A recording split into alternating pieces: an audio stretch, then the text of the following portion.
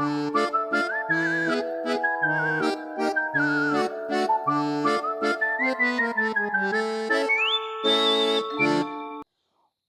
to the Greene County Ghouls webinar. My name's Sarah Sweeney. And I'm Tanya Yoders, and we're going to be talking about some Greene County folklore and talking about some new merch that we have. From now until midnight, anyone who donates $10 or more to Center for Coalfield Justice has the opportunity to get 5 limited edition stickers made just for this webinar. Let's get into it.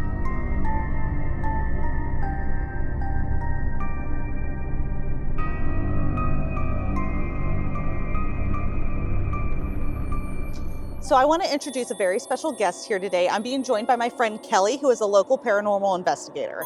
The story I wanted to talk about, it's actually a two-part story. I used to go to a local school that has since shut down. I was there the last year it was opened. I came back as an adult to work as a teacher, and often I'd kind of float from classroom to classroom just helping out. And often I would relieve one of the teachers for her lunch break, and it would be nap time. So I would sit facing the doorway, and that way I could keep an eye on the kids or any of the parents coming in to pick up their kids. There's only one way in and one way out, and I would see somebody walk past the classroom. This happened pretty frequently. So I'd get up to investigate and make sure it wasn't a parent that got lost or somebody wandering the building. And I wouldn't see anybody there. And what was crazy about that was the door to the outside was bolted shut with a chain, and the basement was closed off to the public. So there was no way for them to get out of either door. You'd have to walk past the classroom, past me, to get out. This would happen so often that I just stopped getting up to investigate what was going on. The second account is probably my favorite, and it happened pretty frequently as well. In the classroom that we were in, kids' shoes would go missing, and we would overturn the whole classroom, search bags, search the gym, search other classrooms. We would often find that this missing shoe would be sitting in the middle of the classroom when we would come in the next morning. It happened so often we just kind of started laughing it off, and I loved it because not every paranormal experience has to be ominous or scary. If I were going to stick around, I would want to play pranks and be helpful, and I just kind of always took it as they were looking out for us or just trying to pull some kind of joke. So that was probably my favorite encounter at the school.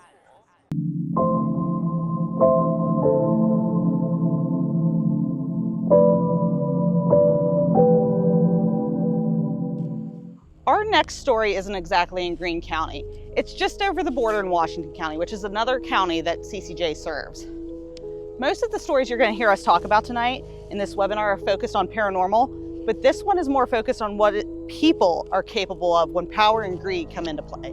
Joseph Yablonsky's father was actually a coal miner, and he had lost his life in a mining explosion, which is what could have caused him to become an active member of the United Mine Workers Association labor union, and later the president of his local union district.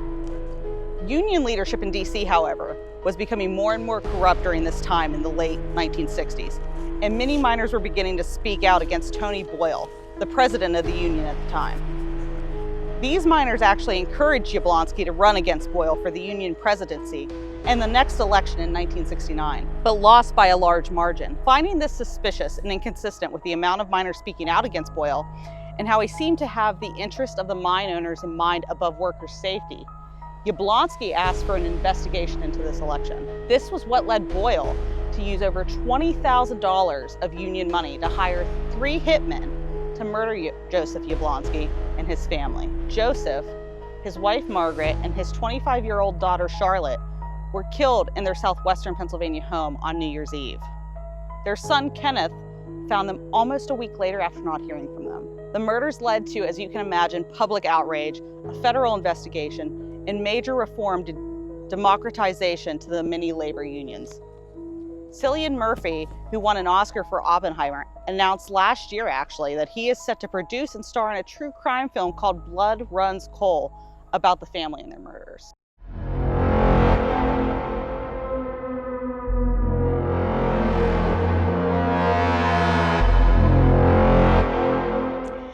Throughout history, there have been sightings of a lady in white all around the country and even the world. Greene County is no exception to that. According to a quick Google search, the history of Lady in White sightings is extensive, with roots in global folklore and legends that predate many modern accounts. These apparitions are often tragic figures associated with death, heartbreak, or injustice, appearing as omens, searching for lost loved ones, or simply haunting the place where their life ended. Several years ago now, a foreman for an oil and gas company sent out a couple of workers to a very remote well pad location to check on a well pad. The location did not have cell service at all and very few houses around, as it is deep within Greene County, just a hill over from here actually. The men returned back into an area with cell service only a few hours into their shift, which was unusual because they still had many more hours to go. They were assigned to stay at the site for their whole shift, but they sounded shaken when they called their foreman. They firmly told him that they would never ever return to that well site ever again because a lady in white kept circling their truck for over an hour and would keep appearing and disappearing. Confused, the foreman asked what they meant.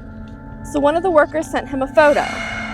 This was back in the era of flip phones, so the image is grainy, but I think you can get the idea. When the workers were finally able to leave the area and the lady left them alone, they booked it out of there and refused to ever go back to the area again. Did the drilling in the area shake the paranormal up? Maybe. I know I would never go anywhere where there was a lady in white sighting.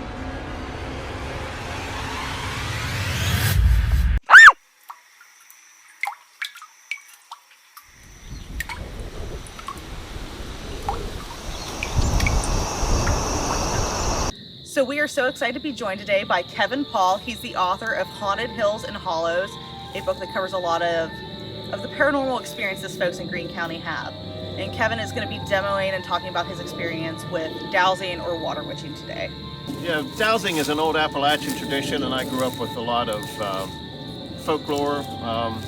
Greene County born and raised. I had never seen water witching until I was at WVU, and one of my geology professors did it. So you can do a lot of things with water witching. It's already been discussed, or dowsing. You can find graves, water wells, lost articles, and that sort of thing. But I use it.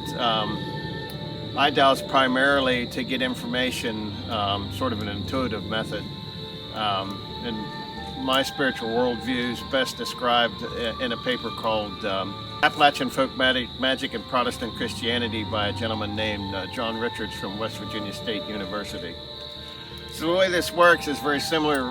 People are familiar with EMF meters and so on in paranormal investigations, except I'm actually more or less the instrument, and the rods do the measuring. So when you ask yes or no questions, and when they cross each other, it means yes, and if they spread apart, it means no. So we'll start off and say, is there anyone from the spirit world here today with us?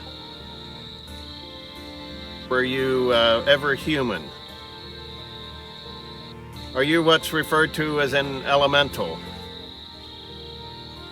And are we annoying you with our questions? So that's kind of how it works. You can ask yes or no questions, and you can also ask for, sometimes you ask a question that you already know the answer to try to make sure, sort of like a control question. So I'm here with 4 people from KDKA Television, and that's a no. I'm here with 3 people from the Center for Coldfield Justice. The water witch slowly walks over an area with a rod, and when they pass over a potential source of water, the rod is supposed to move downward or twist. This practice is so common in this area that I had no idea that it was considered paranormal at all. So I did not question it at all when someone came with a rod in their yard and found water. Water witching is actually how my parents determined where to drill their well like 15, 20 years ago. And they had plenty of clean water for years until fracking operations contaminated the community's water table back in 2022. For more information on that, you can just ask us.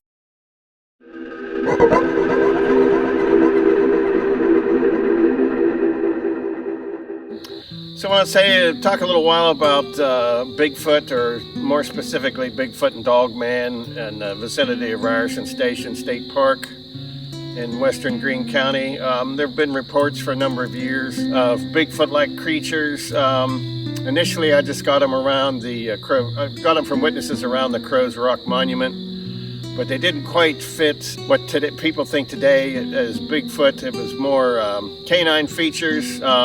Several years ago, say back in the 70s or 80s, creatures that resembled what's now considered to be dogman were lumped in with Bigfoot. So whether that's two different creatures or not, I don't know. But there's been several sightings in the Wheeling Creek watershed, both in Greene and Marshall counties. I have not personally seen one. I've talked to some people who have. They sounded fairly convincing. There's also been rumors of some Bigfoot activity in this area, and I did get one report recently from around Bristoria, but I don't really have too much information on that other than a gentleman saw a large 7 or 8 foot tall hairy hominid standing in the corner of someone's house on his way home from work. He caught it in the headlights. There's a lot of division in the so-called Bigfoot community. It's either flesh and blood or what's considered woo, so in other words, interdimensional or spiritual. I'm definitely in the woo camp. I saw about 3/4 of one several years ago near the Greene County Historical Society Museum, and there's been 2 other folks in that immediate area that had encounters with something that sort of fits the description of Bigfoot, but nobody's actually gotten a real good look at it to see. So there's definitely something out there. People are definitely seeing something. Whether it's flesh and blood or interdimensional or spiritual, we don't know yet, but there's definitely something there.